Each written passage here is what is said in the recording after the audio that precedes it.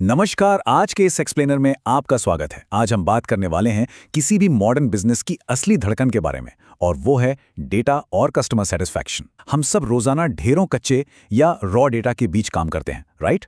लेकिन असली चैलेंज ये नहीं है कि डेटा को सिर्फ देखा जाए, बल्कि उसे प्रिडिक्टिव एक्शन में कैसे बदला जाए, यानी भविष्य की अचूक रणनीति कैसे बनाई जाए। आज हम HubSpot डैशबोर्ड्स के इसी रहस्य से पर्दा उठाने वाले हैं और देखेंगे कि कैसे सही जानकारी आपके बिजनेस की ग्रोथ को नेक्स्ट लेवल पर ले जा सकती है।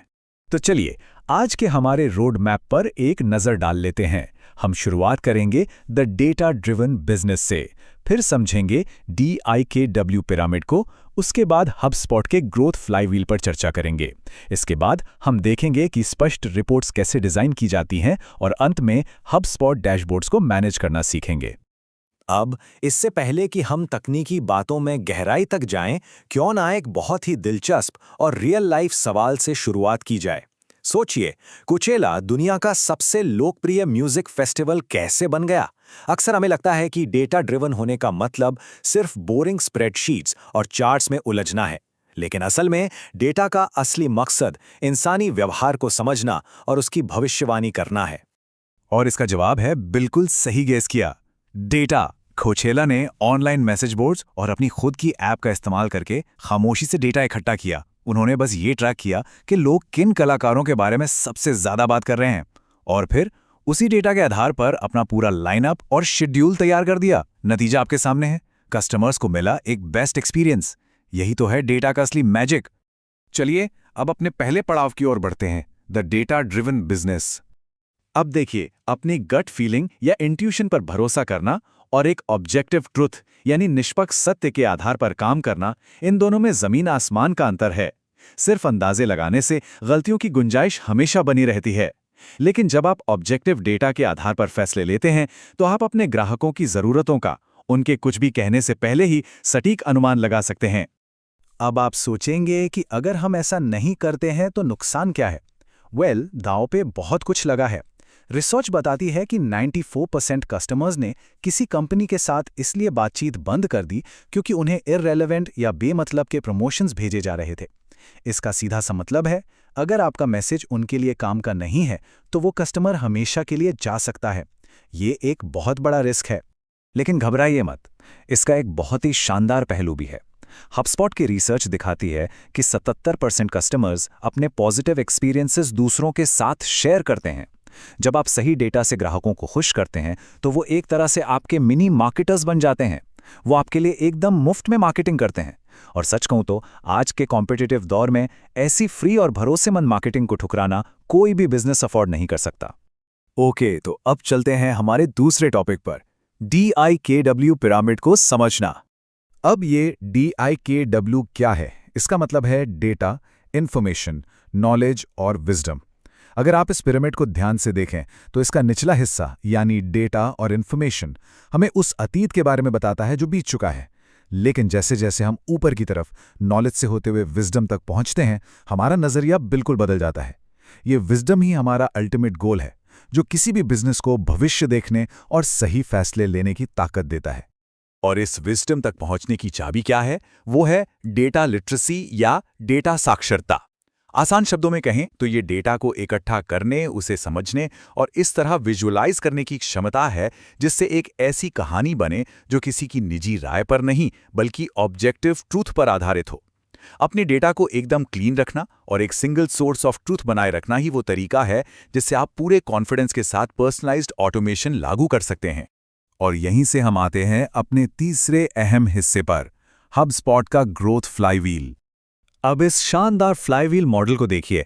इसके 3 मेन स्टेजेस हैं, अट्रैक्ट, एंगेज और डिलाइट।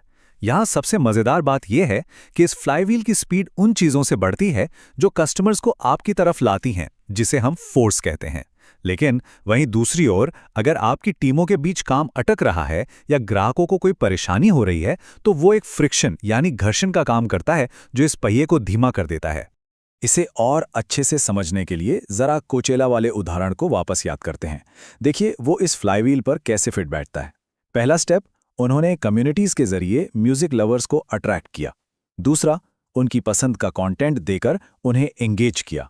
और तीसरा, उसी डेटा का इस्तेमाल करके ऐसा शानदार शेड्यूल बनाया जिससे दर्शक डिलाइट हो गए, यानी एकदम खुश। आप देख रहे हैं, डेटा इकट्ठा करने से हर स्टेज पर सीखने और इनोवेशन का एक नेवर एंडिंग लूप बन जाता है। मूविंग ऑन, अब हम थ्योरी से निकलकर प्रैक्टिस की बात करते हैं। सेक्शन 4, स्पष्ट रिपोर्ट्स डिजाइन करना। एक अच्छी रिपोर्ट वो है जो खुद अपनी कहानी कहे। इसलिए डिजाइन करते समय नेविगेशन के लिए टेक्स्ट और ग्राफिक्स का सही बैलेंस होना बहुत जरूरी है। आपको इंफॉर्मेटिव हेडिंग्स, स्ट्रॉन्ग कॉन्ट्रास्ट और एक कंसिस्टेंट पेज लेआउट का इस्तेमाल करना चाहिए। ऐसा करने से फायदा क्या होगा? इससे रिपोर्ट पढ़ने वाले स्टेक होल्डर्स को बिना भटके बस एक नज़र में वो जानकारी मिल जाएगी जो उनके लिए सबसे काम की है। और अब हम अपने आखिरी और सबसे प्रैक्टिकल हिस्से की तरफ बढ़ते हैं। सेक्शन 5, HubSpot डैशबोर्ड्स को मैनेज करना। HubSpot में एक नया डैशबोर्ड बनाना सच में बहुत आसान है। इसके लिए बस कुछ सिंपल स्टेप्स हैं। सबसे पहले डैशबोर्ड्स में जाइए। वहां आप चाहें तो कोई रेडीमेड टेम्पलेट चुन सकते हैं या बिल्कुल स्क्रैच से नया डैशबोर्ड बना सकते हैं। फिर उसे एक नाम दीजिए। बस एक छोटी सी टिप याद रखिएगा कि नाम में कोई वेबसाइट का URL या पीरियड यानी डॉट नहीं होना चाहिए। और आखिर में आपको बस ये सेट करना है कि इसका एक्सेस किसके पास होगा। और हाँ, यूजर एक्सेस की बात करें तो डेटा की प्राइवेसी सबसे ऊपर है, राइट? इसलिए HubSpot में एक्सेस के अलग अलग लेवल्स दिए गए हैं। आप इसे प्राइवेट टू ओनर रख सकते हैं या सबको देखने और एडिट करने का राइट दे सकते हैं। अगर आप चाहें तो सबको सिर्फ देखने की अनुमति दे सकते हैं या फिर इसे किसी खास टीम या यूजर तक लिमिटेड रख सकते हैं। इस तरह आपका डेटा पूरी तरह सिक्योर रहता है। इसके अलावा ये प्लेटफॉर्म एडमिनिस्ट्रेटर्स को गजब की फ्लेक्सिबिलिटी देता है।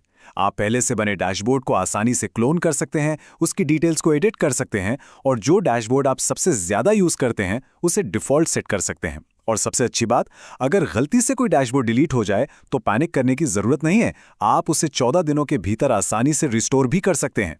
अब सोचिए, जब एक ही डैशबोर्ड पर कई लोग काम कर रहे हों तो कुछ अनचाहे बदलाव तो हो ही सकते हैं, है ना? यहीं पर एक्टिविटी लॉग फीचर एंट्री लेता है। ये टूल इस बात का पूरा ट्रैक रखता है कि डैशबोर्ड में बिल्कुल क्या बदलाव हुए, वो बदलाव किसने किए और किस समय किए। ये आपकी टीम में अकाउंटेबिलिटी और ट्रांसपेरेंसी बनाए रखने का एक बेहतरीन तरीका है। तो इस तरह से रॉ डेटा से लेकर एक पावरफुल डैशबोर्ड बनाने तक का हमारा ये सफ़र पूरा होता है। लेकिन जाने से पहले ज़रा इस एक बात पर गौर कीजिएगा।